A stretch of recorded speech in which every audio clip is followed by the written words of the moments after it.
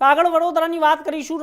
ગુજરાત માધ્યમિક અને ઉચ્ચતર માધ્યમિક બોર્ડ ધોરણ 10 અને 12ની બોર્ડની પરીક્ષાઓ માટે તૈયારીઓ પૂર્ણ થઈ ચૂકી છે, પરંતુ શહેરમાં રસ્તા રોડના વિકાસ કાર્ય દરમિયાન ખોદકામ થતાં પરીક્ષા આપવા જતા વિદ્યાર્થીઓને અટકણીઓનો સામનો ન કરવો પડે।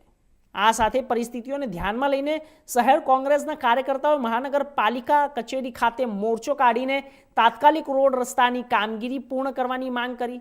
કોંગ્રેસના કાર્યકર્તાઓએ પાલિકા કમિશનર કચેરી ખાતે આવેદન રજૂ કરી જણાવ્યું કે વિદ્યાર્થીઓને પરીક્ષા માટે અટકાવવામાં ન આવે અને તમામ રોડ કામગીરીઓને સમયસર પૂર્ણ કરવામાં આવે।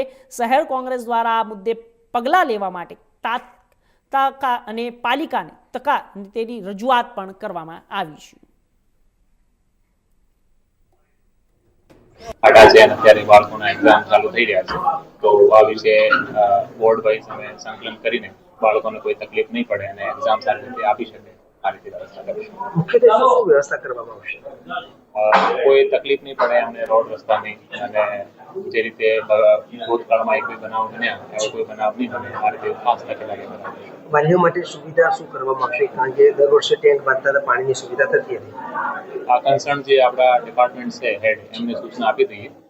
મને એટલી જાણકારી નથી કે ગયા વર્ષે શું સુવિધા એમને આપી હતી, શું વ્યવસ્થા કરવામાં આવી હતી, એકવાર જાણીને પછી એમાં પોલીસ વિભાગ સાથે કરવામાં આવે આ મુદ્દે, કારણ કે ઘણી બધી જગ્યાઓ પર આ પ્રકારની પરિસ્થિતિ ઊભી થઈ રહી છે। બોર્ડના વિદ્યાર્થીઓ પહેલી પછી શું અપીલ કરશે? અમારો સમયાંતરે પોલીસ સાથે સંકલન થાય છે અને અમે દર 15 દિવસે પોલીસ સાથે મિટિંગ કરીએ છીએ ઝોન લેવલ। ટ્રાફિકમાં કોઈ અડચણ નહીં પડે એમાં ખાસ તકેદારી રાખીશું અને બાળકો સારી રીતે એક્ઝામ આપી શકે।